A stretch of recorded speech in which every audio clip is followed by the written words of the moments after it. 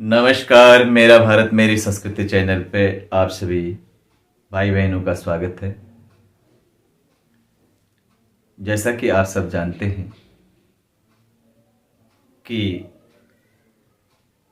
इस समय हमारा पूरा देश राममय हो गया है और हम सब ने यानी राम भक्तों ने भगवान राम के अयोध्या से जो अक्षत हमारे लिए भेजे गए थे उन्हें ग्रहण किया और अपने अपने घरों में हम सब भगवान राम को याद कर रहे हैं, गुणगान कर रहे हैं, उनकी महिमा का गुणगान कर रहे हैं। आप सभी दर्शकों को बहुत बहुत बधाई है और भगवान राम की कृपा आप सबको प्राप्त हो, यही मंगल कामना हम भगवान श्री राम से करते हैं। आज जिनका जन्मदिन है, वैवाहिक वर्षगांठ है, उन सबको भी चैनल की तरफ से बहुत बहुत बधाई और शुभकामनाएं। मित्रों, आप सब खुश रहें, सुखी रहें, स्वस्थ रहें, मस्त रहें, यही हम दिन रात भगवान श्री राम से, परमपिता परमेश्वर, जगत माता जगत माता जगत जननी, सबसे हम यही प्रार्थना करते हैं कि हमारा यह देश, हमारी जो यह संस्कृति है, हमेशा संरक्षित रहे, सुरक्षित रहे और हम सब अपने इस देश को विश्व गुरु बनाने में कामयाब हो सके। मित्रों, जैसा कि आप आजकल देख रहे हैं कि टेलीविज़न पे बहुत सारे बातें होने को लग रही हैं, सुनी जा रही हैं, देखी जा रही हैं और आप सब यह समझते भी हैं कि हम सब का फर्ज क्या है और हमें क्या करना चाहिए, ये सब भी हम सब जानते हैं। मित्रों, अब आपसे छुपाना क्या है, क्योंकि हर चीज़ अब आपके सामने है, तो हमें हमेशा से सबसे पहले तो अपने धर्म के प्रति ही जागरूक रहने की आवश्यकता है। संस्कृत में कहते हैं कि धर्मो रक्षति रक्षितः, यानी जो धर्म के मार्ग पर चलता है, धर्म की रक्षा करता है, तब धर्म उसकी रक्षा करता है। तो यदि हम धर्म के मार्ग पर चलेंगे तभी तो धर्म हमें रास्ता दिखाएगा और तभी हमारे अंदर दैवी गुणों का विकास होगा। बहुत सारे लोग कहते हैं कि हम नास्तिक हैं, लेकिन मेरा यह मानना है कि नास्तिक कोई नहीं होता।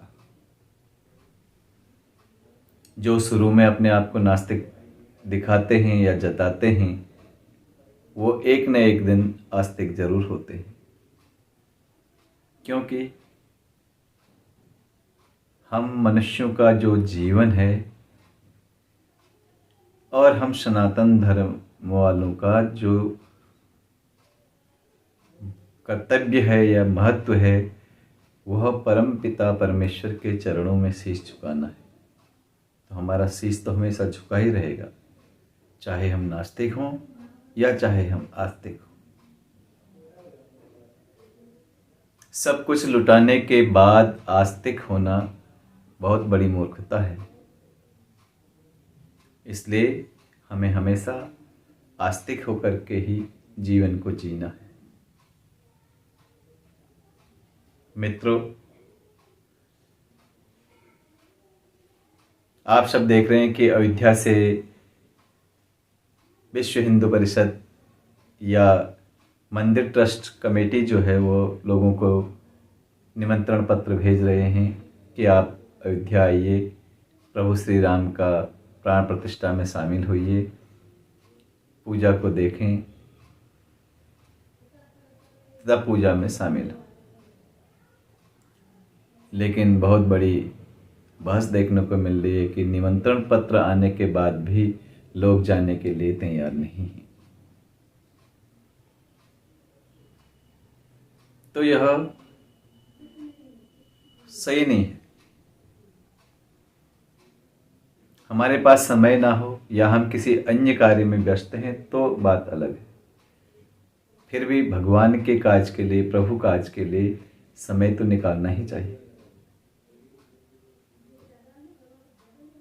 हनुमान जी तो कहते थे, राम काज किए बिना मोहि कहाँ विश्राम, कि जब तक मैं प्रभु श्री राम जी के काज को संपन्न ना कर दूं तब तक मुझे विश्राम कहाँ। इतने बड़े भक्त, रुद्रावतार, भगवान शिव के अवतार,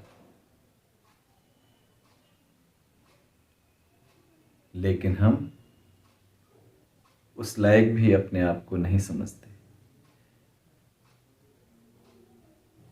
यही मानना है जो लोग वहां पर नहीं जानते, जा रहे हैं, उनका यही मानना है कि हम इस लायक तो हैं ही नहीं, हम तुच्छ हैं,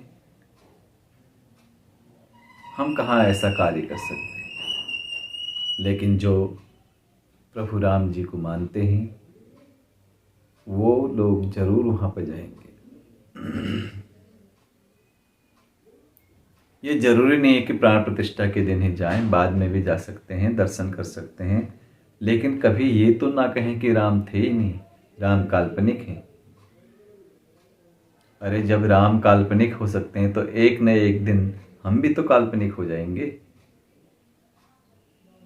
आज हम किसी व्यक्ति से यह पूछते हैं कि तुम्हारे दादाजी का नाम क्या है, दादाजी तक तो बता देते हैं, लेकिन जब परदादा का नाम पूछोगे और उनके पिताजी का नाम पूछोगे तो वो बता ही नहीं सकते।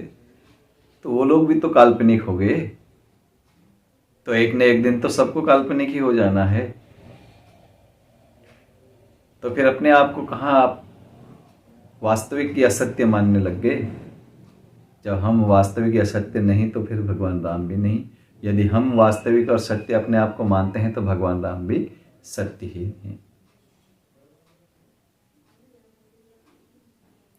तो मित्रों,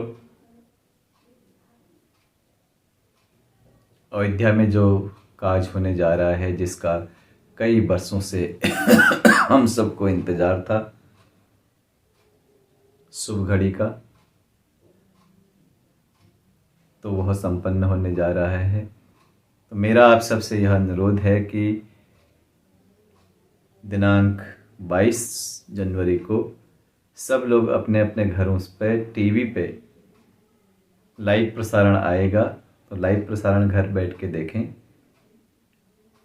जिन लोगों को निमंत्रण पत्र पहुंचे हैं या जो लोग वहां पर जा सकते हैं, फिर भी मैं तो यही कहूँगा कि वहाँ पर अधिक संख्या में जाना ठीक नहीं है, क्योंकि कोई भी किसी भी तरह की अव्यवस्था फैलाना ठीक नहीं है।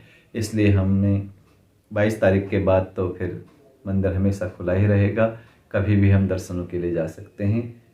भगवान श्री राम का आशीर्वाद रहेगा तो कभी भी वो हमें बुला सकते हैं। मुख्य जो उद्देश्य है वह है प्रभु श्री राम जी को उनका जन्म स्थान मिल जाना, उनकी गद्दी मिल जाना। तो यही सबसे बड़ा बात है। और उनके नाम का हम 22 तारीख को घर में प्राण प्रतिष्ठा संपन्न होने के बाद अपने घरों में दीपक जलाएं, प्रभु श्री राम जी का भजन कीर्तन करें, गुणगान करें और सभी सनातन प्रेमियों को तथा संसार के लोगों को प्रभु राम जी से प्रार्थना करें कि उन्हें सबको सद्बुद्धि मिले। महात्मा गांधी ने कहा था, रघुपति राघव राजा राम, पतित पावन सीताराम, ईश्वर अल्लाह तेरो नाम, सबको सन्मति दे भगवान। सबको सन्मति देने की कामना हमने करनी है। आपको यह कैसा लगा? आप सब यदि इस चैनल से पहली बार जुड़ रहे हैं तो इसे सब्सक्राइब करें, पहले से जुड़े हैं तो इसे लाइक और शेयर करें। आप सबसे अनुरोध है कि नशा ना करें, शराब ना पिएं, मांस न खाएं, अपने अंदर सांस्कृतिक सनातनी दैवी गुणों का विकास करें, अपने घर को सुख शांति से परिपूर्ण करें, वैभव से परिपूर्ण करें तथा घर में किसी भी तरह का लड़ाई झगड़ा ना करें, सबके साथ प्रेम करें। यही आप सब लोगों से प्रार्थना है और यही परमपिता परमेश्वर से प्रार्थना है कि वो सब आप सबको सद्बुद्धि दें, सन्मार्ग की ओर ले जाएं तथा आप सब खुश रहें, सुखी रहें, स्वस्थ रहें, मस्त रहें। इन्हीं मंगल कामनाओं के साथ बहुत बहुत धन्यवाद। नमस्कार।